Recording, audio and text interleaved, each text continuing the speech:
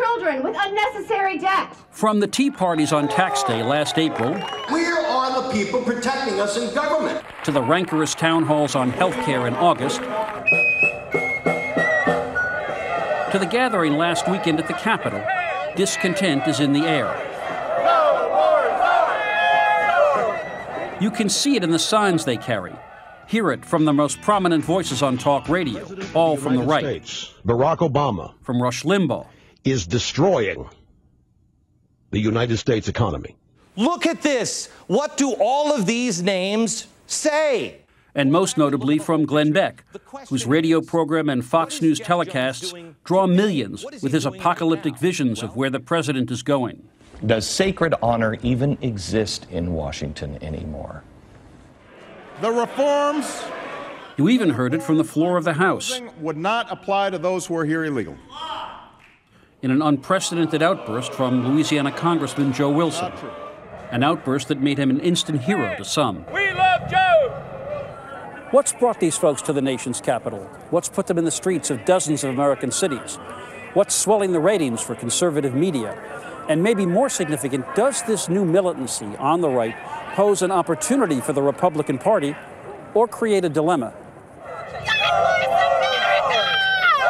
Some of it seems very traditional, an outcry against a government that critics say has grown too big.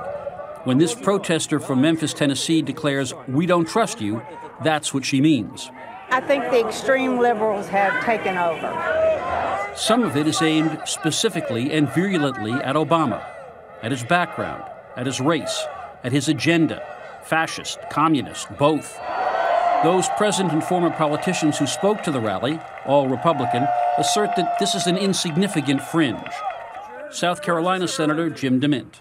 Well, this is not really political, and it's certainly not a Republican rally.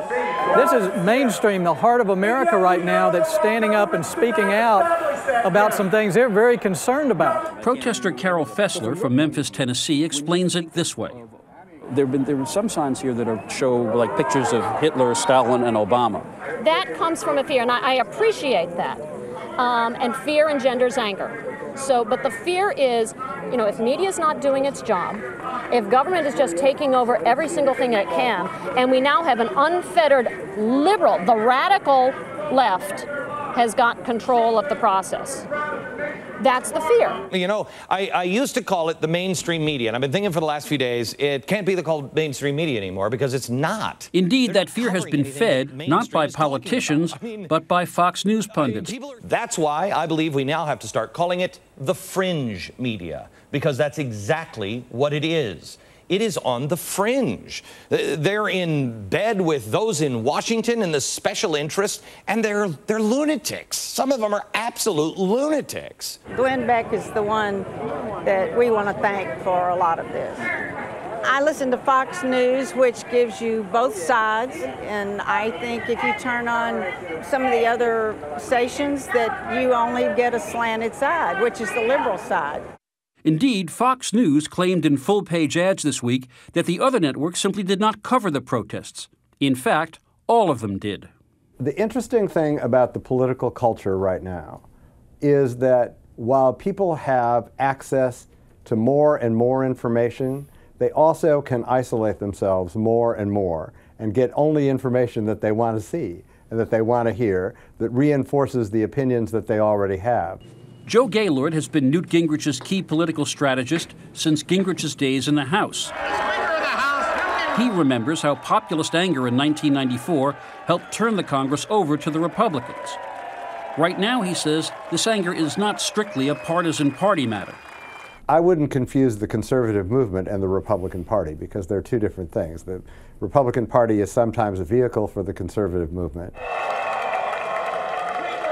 But I think what you saw actually on the Mall and what you saw at the town hall meetings was a genuine conservative uprising, sometimes involving Republicans, sometimes not. I think the really extreme nature of this, the virulence of it, makes it less politically effective. Massachusetts Congressman Barney Frank has spent nearly 30 years in the House as a stalwart liberal.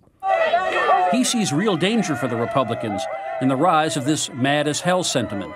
The very anger of it, the racist elements, the irrational elements, the embrace of fiction, the threats. I think that makes it less politically useful. For some Republicans, like 15-year veteran Walter Jones of North Carolina, the intensity on the right poses a dilemma. Indeed, he was one of only 7 Republicans in the House who voted to admonish Joe Wilson for his outburst. I don't like what I'm seeing in many circles. I don't like this